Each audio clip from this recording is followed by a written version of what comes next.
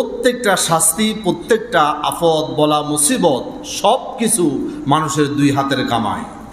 আল্লাহ সুবহানাহু ওয়া তাআলা বলছেন কোরআন মাজিদের 42 নম্বর সূরা শুরা এর 30 নম্বর আয়াত আল্লাহ সুবহানাহু ওয়া তাআলা বলছেন وَمَا أَصَابَكُم مِّن مُّصِيبَةٍ فَبِمَا كَسَبَتْ أَيْدِيكُمْ وَيَعْفُو عَن كَثِيرٍ।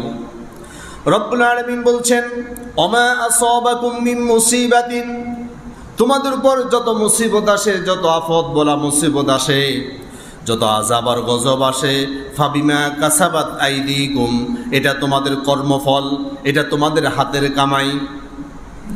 ওয়ায়াফু আন কাসীর, কিন্তু আমি অধিকাংশ তোমাদেরকে ক্ষমা করে দিই।